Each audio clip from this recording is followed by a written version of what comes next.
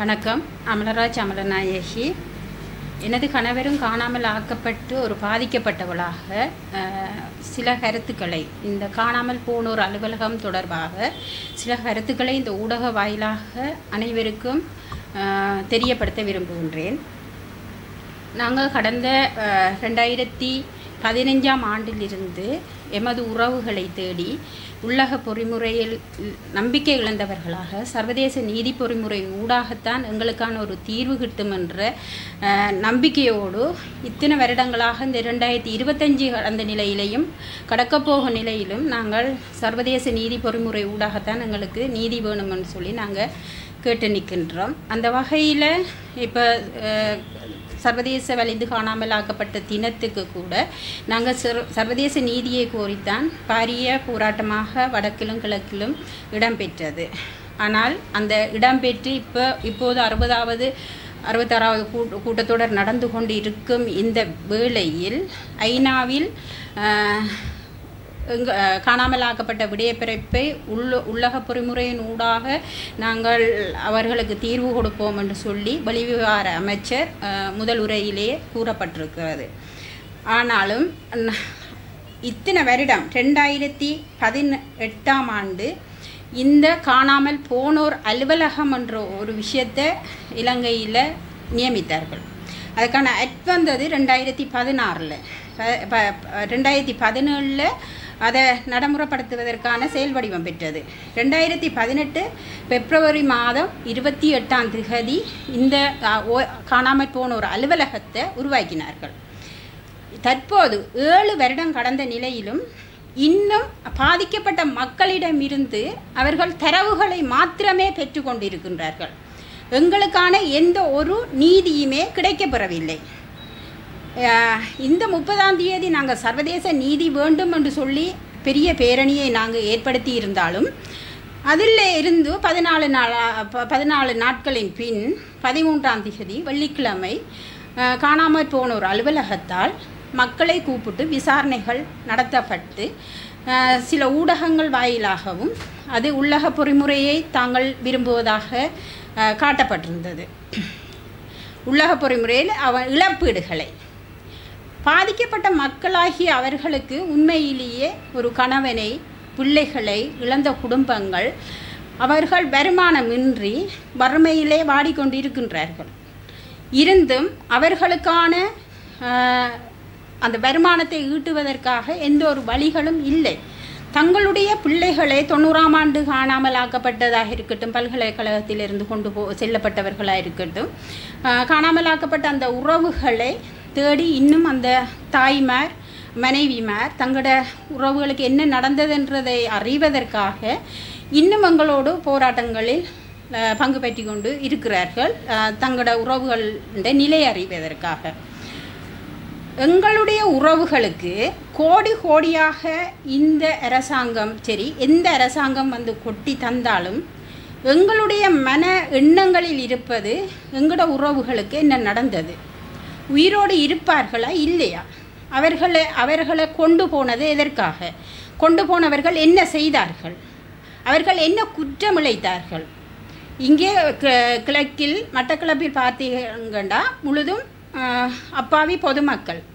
விறகு வெட்ட சென்றவர்கள் ஆயுதம் ஏந்தி போராடவில்லை. வெள்ளாமை அறுவடைக்காக சென்றவர்கள் ஆயுதம் ஏந்தி போராடவில்லை. வீட்டுக்குள்ளே இருந்து பிள்ளைகளோட உணவு அருந்தி கொண்டிருந்தவங்களை கொண்டு சென்றவர்கள் அவர்கள் ஆயுதம் ஏந்தி போராடவில்லை. போரில் காணாமல் ஆக்கப்பட்டோர் அவர்கள் இல்லை என்று பொறுப்பற்ற தனத்தில் சர்வதேசமோ சரி இலங்கை அரசோ சரி பதில் சொல்ல இயலாது. ஏனென்றால் இதில் திட்டமிட்டு போர் நேரத்தில் காணாமல் ஆக்கப்படுதோ கொல்லப்பட்டவங்களையோ நாங்கள் கேட்க இல்லை போர் நேரத்தில். ஆனால் திட்டமிட்டு காணாமல் ஆக்கப்பட்டிருக்காங்க. எதிலேயுமே சம்பந்தப்படாத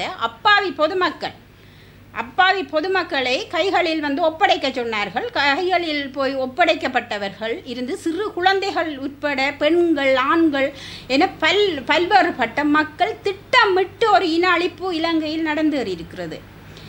வடக்கை போன்று வடக்கிலும் கிழக்கிலும் இவ்வாறான நிலைமை இருக்கிறது. தென்னிலங்கையில் இந்த அரசு செய்கின்ற அரசியல் வேலை திட்டங்களை பார்த்து கொண்டு சர்வதேச நாடுகள் அவங்களுக்குள்ளேயே ஒரு நல்ல விதமான வேலை திட்டம் இந்த இலங்கை அரசினால் நடக்குதுன்ற ஒரு பின்பத்தை அவர்கள் எண்ணிக்கொண்டிருக்கின்றார்கள். ஆனால் வடக்கு கிழக்கில் நடந்தேறியது ஒரு இன அழிப்பு. எங்களுடைய உறவுகள் காணாமலாக்கப்பட்டிருக்கார்கள். அந்த இதையும் தென்னிலங்கையில் நடந்த சம்பவங்களையும் வடகிழக்கில் நடந்த சம்பவங்களையும் எந்த ஐக்கிய நாடுகள் சபை கூட ஒப்பிட்டு பார்க்க இயலாது. ஏனென்றால் எங்களோட உறவுகள் வலிந்து காணாமலாக்கப்பட்டிருக்கிறார்கள். இந்த OMB அலுவலகம் என்றது காணாமல் போனோருக்கான ஒரு அலுவலகம். எங்களை போன்று கணவனை பிள்ளைகளை காணாமல் ஆக்கப்பட்டவர்களுக்காக உருவாக்கப்பட்டது அல்ல. சுனாமியில் காணாமல் போனவங்களும் இருக்கிறாங்க, ஒவ்வொரு இடங்களுக்கு போன இடத்துல காணாமல் போனவங்களும் இருக்கிறாங்க. நாங்கள் அந்த OMB அலுவலகம் வரும்போதே நாங்கள் கேட்டிருந்தோம் அந்த பேரை மாற்ற சொல்லி, காணாமல் ஆக்கப்பட்டவர்களுக்கான அலுவலகமாக அந்த பேரை மாற்றுங்கள் என்று சொல்லி. ஏனென்றால் எங்களுடைய உறவுகள் வலிந்து காணாமல் ஆக்கப்பட்டிருக்கிறார்கள். ஆகவே இந்த OMB அலுவலகம் காணாமல் போனோர் அலுவலகம் என்பது அது எமக்கானது அல்ல. எமது உறவுகளை நாங்கள் தேடிக்கொண்டு இருக்கிற எமக்கான அலுவலகமே அல்ல. அது தாய்மாரின் அறியாமையும் அவர்களுடைய வறுமைகளையும் பயன்படுத்தி இந்த 2 லட்சம் ரூபாய் தரலாம், 1 லட்சம் ரூபாய் தரலாம் என்று சொல்லி பூச்சாண்டி காட்டி கொண்டு இருப்பது தான் இப்போ இலங்கை அரசினால் கொண்டு வரப்பட்ட இந்த காணாமல் போனோர் அலுவலகம். இவர்கள் எவ்வளவு கோடியாக கொட்டி தந்தாலும் எங்களுடைய உறவுகளுக்கு ஈடாகாது. ஆனால் அந்த மக்களுடைய வறுமை என்ற ஒரு விஷயத்தில் அரசாங்கம் கவனம் செலுத்த வேணும். ஆனால் அவர்கள் கவனம் செலுத்தாமல் எப்படி இந்த தாய்மாரை இப்படியான ஒரு பிழையான ஒரு இதுக்குள்ளே சிக்க வைக்கிறார்கள் என்று சொன்னால், இந்த பார்த்தீங்கள் என்று சொன்னால், இந்த காணாமல் ஆக்கப்பட்ட குடும்பங்கள் நான் உட்பட அசுவசிம காசு மக்களுக்காக கொடுக்கப்படுற அந்த QR காசு கொடுப்பனவு அதில் கூட எங்களை பாரபட்சம் பார்த்து தடுத்து வச்சிருக்கிறாங்க. ஆனால் நல்ல வசதி வாய்ப்புகளோட வாகனங்கள் நல்ல வசதிகளோடு இருப்பவர்களுக்கு அந்த அசுவசிம கொடுப்பனவு கொடுக்கப்படுது. கணவன்மார் இருந்து வீட்டில் உழைக்கிறவர்களுக்கும் பிள்ளைகள் இருந்து உழைக்கிறவர்களுக்கும் அந்த கொடுப்பனவுகள் கொடுக்கப்படுது. ஆனால் இந்த காணாமல் ஆக்கப்பட்ட உறவுகள் குடும்பங்கள் இன்று வரையும் 3 பிள்ளைகளை 4 பிள்ளைகளை வச்சு கொண்டிருக்கிறாங்க. அவர்களுக்கு இருப்பதற்கு கூட வீடு இல்லாத ஒரு நிலைமையிலும் அவர்களுக்கு எந்த அரச கொடுப்பனவும் இல்லாமல் அவங்கள இதுக்குள்ளே கொண்டு இறுக வைக்கிறாங்க. அவங்களோட அந்த ஒவ்வொரு கஷ்ட நிலையையும் அவங்களோட மனநிலையையும் அதுக்குள்ளே கொண்டு தள்ளப்படுது. ஆகவே இது ஒரு அரச அதிகாரிகளாக இருக்கட்டும், மக்கள் பிரதிநிதிகளாக இருக்கட்டும், எங்களோட வந்து நீங்கள் குரல் கொடுக்குறீங்க, எங்களோட வந்து எங்களுக்கு ஆதரவளிக்கிறீங்க, பொதுமக்களாக இருக்கட்டும், பாதிக்கப்பட்ட மக்களாக இருக்கட்டும், தயவு செய்து எங்களுடைய உணர்வுகளையும் எங்களுக்கு ஒரு பொறுப்பு கூறல் என்ற ஒரு விஷயம் இந்த இலங்கை அரசாங்கம் செய்தால் மாத்திரம்தான் எங்களுக்கான ஒரு நீதி கிடைக்கப்பெறும். நாங்கள் இன்று சர்வதேச விசாரணை வேணும் என்று சொல்லி நாங்கள் கேட்டுக்கொண்டு இருப்பதற்கு காரணம், எங்களோட பிள்ளைகளோ அல்லது உங்களோட பிள்ளைகளோ நாளைக்கு எங்களை போல கண்ணீரோட வீதியில் நின்று அழக்கூடாது என்பதற்காகத்தான். இந்த காணாமல் ஆக்கப்படுதல் என்றது இல்லாமல் போகணுமென்றதுக்காகத்தான் இந்த பொறுப்பை கூறல் என்ற ஒரு விஷயம் சர்வதேசத்தின் ஊடாக எங்களுக்கு கிடைக்க வேணும். சர்வதேசத்தின் ஊடாக ஒரு விசாரணை நடத்தப்பட்டு சுயாதீனமான ஒரு சர்வதேச பொறிமுறையை உருவாக்கி விசாரணை ஊடாக நாங்கள் நீதி கிடைக்க வேணும் என்று தான் நாங்கள் இத்தனை வருஷமாக நாங்கள் போராடி வாரோம். எங்களோட உயிர் இருக்கும் வரைக்கும் காணாமல் போனவர்களுக்கு நீங்கள் நிதியை கொடுத்து காணாமல் போன அலுவலகத்துக்குள்ளே நீங்கள் வச்சிருக்கலாம்.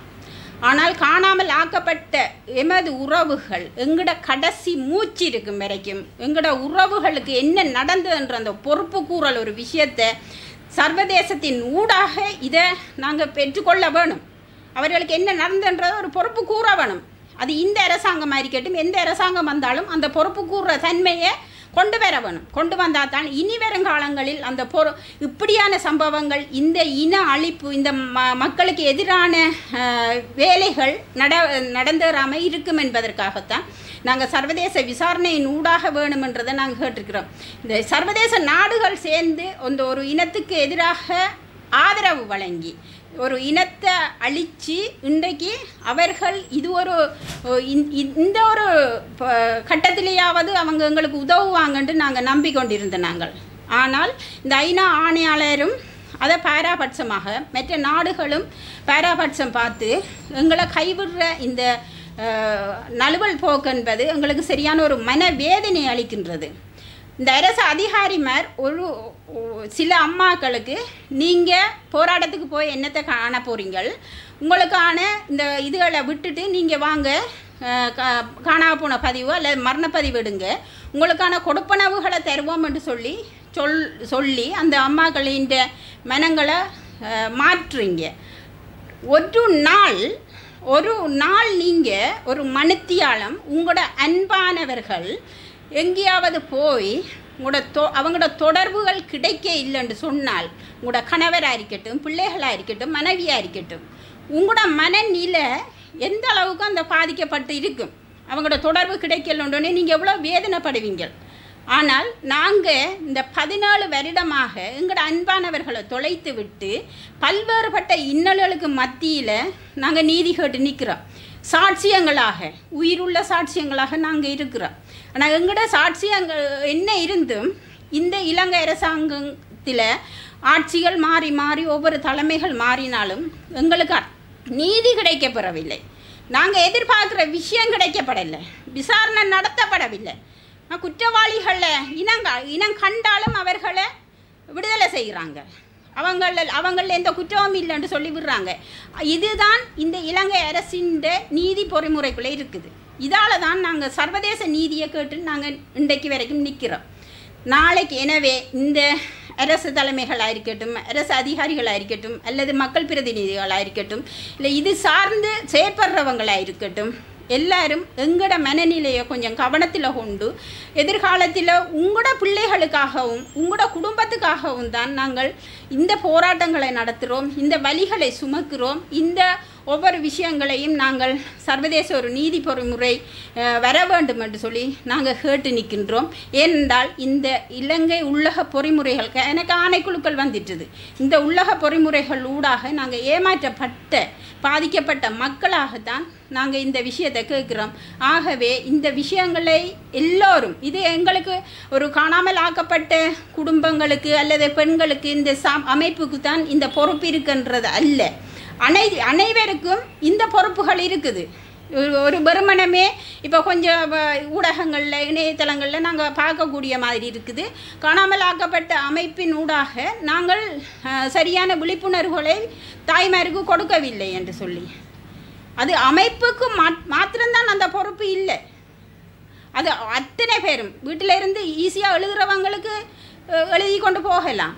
அந்த வலிக்குள்ளே கடந்து இன்றைக்கு எங்களோட உறவுகளை தொலைச்சிட்டு அந்த வேதனையை மனசில் சுமந்துட்டு எங்களோட குடும்ப சுமையை தலையில் சுமந்துட்டு அதே போல் இந்த ஒரு நடந்த அநியாயத்துக்கு நீதி கேட்டு அந்த சுமையையும் தூக்கி நாங்கள் தலையில் சுமந்துட்டு இன்றைய வரைக்கும் இந்த நிமிஷம் வரைக்கும் நடைப்பிடமாக ஒவ்வொரு பாதிக்கப்பட்ட உறவுகளும் நாங்கள் இருக்கிறோம். அப்போ அந்த தெளிவூட்டல்களை நீங்கள் எழுதுகிற நீங்கள் அல்லது சொல்கிற நீங்களும் சொல்லலாம். அது உங்களுக்கும் ஒரு பாரிய கடமை இருக்குது. அப்போ அதை விட்டுட்டு வெறுமனமே இது தலைமைகள் இதுக்கான விழிப்புணர்வுகளை கொடுக்கல அப்படி இப்படி என்று சொல்லக்கூடாது. ஏன் எங்களோட இருக்கிறவர்களே போய் இதுகளை சிதைவடைய செய்திருக்கிறார்கள். உங்களுக்கான வாழ்வாதாரம் கிடைக்கும், உங்களுக்கான நிதியை பெற்றுத்தரலாம் என்று சொல்லி, அப்போ அப்படியான விஷயங்களை சொல்லி மக்களை குழப்புறவங்க தெளிவான சிந்தனையோட இது எதுக்காக நாங்கள் இந்த போராட்டங்களை நடத்துகிறோம், இனி வருங்காலங்களில் நடக்கக்கூடாது என்பதற்காகவும் எங்களுக்கான ஒரு சர்வதேசத்தின் ஊடாக ஒரு நீதி பொறிமுறையை உருவாக்கி அதன் ஊடாக எங்களுக்கு ஒரு நீதி கிடைக்குமா இருந்தால் இனி வரும் சந்ததிகள் பாதுகாக்கப்பட வேணும். இருக்கிறவர்களான பாதுகாக்கப்பட வேணும். அந்த பொறுப்பு கூறல் என்ற ஒரு விஷயம் இல்லாமல் எங்களோட மனசும் நிம்மதி அடையாது. எங்களுடைய உறவுகளுக்கு என்ன நடந்துன்ற அந்த பரதவிப்போடையே நாங்கள் இருப்போம். நாங்கள் கொஞ்ச காலத்தில் நாங்கள் இறந்து போகலாம்.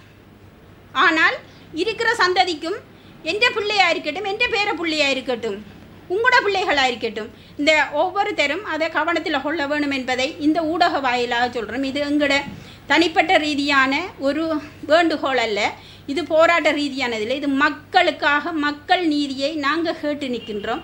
இதுக்கு எல்லாரும் இது செய்யணும். இந்த காணாமல் போன ஒரு அலுவலகத்தில் இருக்கிறவங்களும் இதை ஒரு தரம் கவனத்தில் எடுத்துக்கொள்ள வேணுமென்றதை நாங்கள் கேட்குறோம். நாங்கள் எதிர்பார்க்குறது உங்களோட இழப்பீடு அல்ல, அந்த இழப்பீடை கொடுப்பனா என்று சொல்லி எங்கள்கிட்ட சொல்கிறாங்க.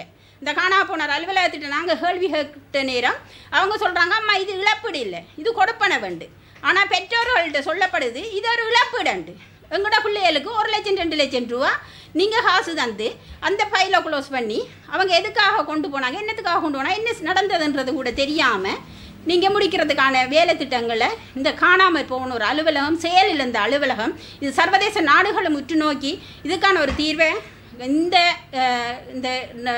தற்போது நடந்து கொண்டு இருக்கிற போன மாதம் 8ஆம் தேதியிலிருந்து இந்த மாதம் 8ஆம் தேதியில் ஆரம்பிக்கப்பட்ட ஐநா கூட்டத்தொடர் வருகின்ற 8ஆம் தேதி வரைக்கும் இருக்குது. 22ஆம் தேதியிலிருந்து 2ஆம் தேதி வரைக்கும் இலங்கை தொடர்பாக பேசப்பட இருக்கிறது. ஆகவே அனைத்து சர்வதேச எங்களால் அந்த இடத்துக்கு போகாட்டியும் போகிறவர்கள் இப்படியான விடயங்களை முன்வைத்து எங்களுக்கான ஒரு சர்வதேச நீதிக்கு ஒரு வழிவகுத்து தர வேணும் என்பதை இந்த ஊடக வாயிலாக அன்புரிமையோடு எல்லோரிடமும் கேட்டுக்கொள்கின்றேன். நன்றி.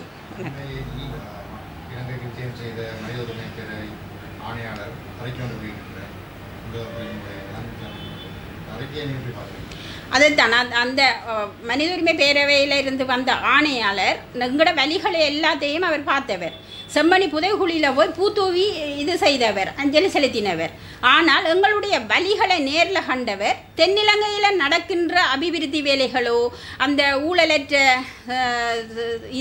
கிளீன் ஸ்ரீலங்கான்ற அந்த நடைமுறைப்படுத்துகிற அந்த செயற்பாடுகளையும் பார்த்துட்டு ஓஹோ ஆகாது எல்லா மக்களுக்கு சமநிலையில் பார்க்குறாங்க. அதுதான் இங்கே வர பிரச்சனை. வடக்கு கிழக்கு மக்களுக்கு இதுவரைக்கும் நடந்த ஒரு குற்றச்செயலுக்கு எந்த நீதியும் கிடைக்கப்படவில்லை. அப்போ வடக்கு கிழக்கு மக்களை தென்னிலங்கை மக்களோட ஒப்பிட்டு பார்க்கறது தான் சர்வதேச நாடுகள் செய்கின்ற பிழை. அந்த ஆணையாளர் அதை கவனத்தில் எடுக்கணும்ன்றது தான் நாங்கள் வலியுறுத்தி போராட்டங்கள் ஊடாகவும் அல்லது அவங்களுக்கு அறிக்கைகள் ஊடாகவும் நேரில் எங்களோட சாட்சியங்களாகவும் அந்த ஆணையாளருக்கு நாங்கள் சமர்ப்பிச்சினாங்க. அந்த நேரத்தில் நாங்கள் கைவிட மாட்டோம், உங்களோட நாங்கள் இருப்போம், இதுக்கான ஒரு தீர்வு வருமென்று போட்டு கடைசியாக அவர் சொல்லப்பட்ட அறிக்கை எங்களுக்கு சரியான ஒரு வேதனையை தந்திருக்கிறது. ஏண்டா அவங்க ஒவ்வொரு ஆட்சியாளர்கள் வரும்போதும் ஒவ்வொரு வருஷம் அவங்க இருக்கிற காலப்பகுதிகளுக்கு அவங்களுக்கு ஒரு காலதாமதத்தை கொடுக்குறாங்க. இந்த ஜனாதிபதி இருந்தும் அவர் எவ்வளோ வாக்குறுதிகளை சொன்னாலும் ஐநா கூட்டத்தொடர் நடக்கும்போது தான் அது முடிஞ்ச பிறகு அவங்களோட இது இப்போ நினைக்கலாம் மக்கள் எங்களுக்கான அச்சுறுத்தல் இன்னும் இல்லைன்னு சொல்லி இந்த 30ஆம் தேதி போராட்டத்துக்கு எனக்கு பின்னாலேயே ஆகல் விட்டுருந்தவங்க, எனக்கு பின்னாலேயே என்னை பற்றியே விசாரித்து கொண்டு எனக்கு பின்னாலேயே தொடர்ந்து கண்காணிக்கப்பட்டு கொண்டிருந்தேன். ஆனால் இது வெளியுலகத்துக்கு இல்லை. அதால் எல்லோரும் நினைக்கிறாங்க இந்த அரசு வந்த உடனே எல்லா மாற்றங்களும் வந்துட்டுது, இனி எந்த பிரச்சனையும் இல்லைன்னு சொல்லி யோசிக்கிறாங்க. ஆனால் இதைத்தான் சர்வதேசமும் நம்புது. உண்மையிலேயே இது எல்லா தகவல்களும் சேகரிக்கப்படுது. ஒரு இறுக்கமான கட்டம் பெறக்குள்ள எங்களுக்கெல்லாம் என்ன நடக்கும்ன்றது எங்களுக்கே தெரியாது. அப்போ அந்த நிலைமையில் தான் ஐநா ஆணையாளரும் இப்படியான ஒரு பாராபட்சமான அல்லது அவங்களோட வேலை திட்டங்களை பாராட்டி அவங்களுக்கான ஒரு கால அவகாசத்தை கொடுத்து இந்த 2 வருஷம் இல்லை எத்தனை வருஷத்துக்கு பிறகும் நாங்கள் உயிரோடு இருந்தால் எங்களோட உறவுகளுக்கு என்ன நடந்துன்ற அந்த பொறுப்பை கூறுங்கன்னு தான் நாங்கள் கேட்போம். எங்களுக்கான இழப்பீட்டை தாங்க அதை தாங்கன்னு நாங்கள் கேட்க போகிறது இல்லை. அது அரசாங்கம் எந்த உழைப்பாளியை கொண்டு போனால் அரசாங்கம் கொடுக்க வேண்டியது. இப்படியான இறுக்கமான இந்த அசுவசம சின்ன சின்ன கொடுப்பனகள் அதுகளுக்கான வாழ்வாதாரத்தை கூட டிஎஸ் ஆஃபீஸ் ஊடாகத்தான் அதை நித்தாடுறாங்க. அப்போ இந்த காணாமல் போன ஒரு அலுவலகம் மட்டக்களப்பில் இருக்குது. அந்த அலுவலகத்தில் கூப்பிட்டு மக்களை விசாரிக்க மக்கள் போக இல்லை. ஆனால் டிஎஸ் ஆஃபீஸ் வழியை கூப்பிட்டா அவங்க என்ன செய்வாங்க, மக்கள் என்ன செய்யும், பிரதேச சபையில் நாடு அங்கே தான் போகுங்கள். அதுகள் அதனூடாக இந்த ஓஎம்பி அலுவலகத்தை வலுப்படுத்துறதுக்கான தகவல்களை சேகரிக்கிறாங்க. சேகரித்து அவங்க ஒரு ஆளை சரி இந்த 7 வருஷத்தில் கண்டுபிடிச்சி தந்தவங்களா அல்லது அவங்களுக்கு என்ன நடந்ததுன்றதை பொறுப்பு கூறினவங்களா அல்லது குற்றவாளிகளை இனங்கண்டவங்களா அல்ல குற்றவாளிகள் தண்டிக்கப்பட்டவங்களா? நாங்கள் இந்த உள்ளக பொறிமுறையை நாங்கள் நம்புவதற்கு இப்போ இதுதான் நாங்கள் உள்ள காரணம். இதை சர்வதேச ஐநா ஆணையாளர் உட்பட சர்வதேச நாடுகளும் இந்த 47 உறுப்பு நாடுகளும் இதை புரிஞ்சு கொள்ளணும், எங்களோட வழிகளை தெரிஞ்சு கொள்ளணும். நாங்கள் கேட்குற நியாயமான இந்த கோரிக்கைக்கு அனைவரும் ஆதரவு அளிக்க வேணும். எங்களுக்கான ஒரு சர்வதேச சுயாதீன ஒரு பொறுமுறையை உருவாக்கி எங்களுக்கான ஒரு நீதி கிடைக்க வேணும். அதுக்காக எல்லா நாடுகளும் எங்களுக்கு ஆதரவு அளிக்க வேணும் என்றதையும், அதே போன்று அரசு அதிகாரிகள் உட்பட அனைத்து பொதுமக்கள், அனைத்து செயற்பாட்டாளர்கள், அனைத்து மக்கள் பிரதிநிதிகள் எல்லாரும் எங்களுடைய இந்த நிலைமையை கவனத்தில் கொண்டு எங்களுக்கான ஒரு சர்வதேச விசாரணையை ஏற்படுத்தி தர வேணும். அதற்காக உங்களுடைய ஆதரவுகளை எப்பொழுதும் வேண்டி நிற்கின்றேன். நன்றி. அரசாங்கம் இந்த விசாரணைக்கு மட்டும்தான் நடவடிக்கை எடுக்கும். விளங்கல இந்த அரசாங்கத்தில் இந்த அரசாங்கத்தில் இந்த விசாரணை மட்டுமே கூறப்படும். இந்த கருத்து எப்படி பார்க்குறீங்க? இது என்னென்னா ஆட்சிகள் மாறி மாறி போகுது. ஆனால் சிங்கள அரசு தான் இதுக்குள்ள தலைமைத்துவமாக நிற்கிது. அவங்களோட அரசை தக்க வைப்பதற்காக இவ்வாறான செயற்பாடுகளை அவங்க அப்படி தான் சொல்லுவாங்க. ஏனெண்டா குற்றவாளிகள்கிட்ட போய் நாங்கள் நீதியை கேட்க இயலாது. குற்றம் செய்தவர்கள் அவர்கள். இப்போ என்பிபி அரசாங்கமாக இருக்கட்டும், இந்த OMP அலுவலகம் வார நேரத்தில் சர்வதேச தலையீட்டோட அந்த அலுவலகம் அமையப்படணும் என்று கேட்டதுக்கு இணங்க, ஆனால் இந்த என்பிபி அரசாங்கம் என்ன அதுக்கான எதிர்ப்பை தெரிவிச்சிருந்தது. அந்த நேரம் அவங்க ஒரு இதாக இருந்து கொண்டு அவங்க அதுக்கு எதிர்ப்பை தெரிவித்தவங்க. அப்போவே எதிர்ப்பு தெரிவித்தவங்க இந்த ஆட்சியில் வந்து இருக்கிறவங்க இந்த தமிழ் மக்களுக்கு நடந்த இந்த அநியாயத்துக்கு ஒரு நீதியை சொல்கிறதுக்கு இந்த அரசாங்கம் எந்த வழியிலையும் இடம் கொடுக்காது. ஏனென்றால் அவங்களோட பெரும்பான்மையின வாக்குகளை பெற்று அவங்களோட ஆட்சியை இன்னும் தக்க வைத்து கொள்வதற்கான வேலை திட்டத்தை தான் அவங்க பார்ப்பாங்க. அந்த மக்களுடைய நிலப்பாட்டை அவங்க அந்த அந்த வேலை திட்டத்தை தான் அவங்க பார்த்து அவங்களோட அரசாங்கத்தை தக்க வைக்கிறதுக்கு பார்ப்பாங்க.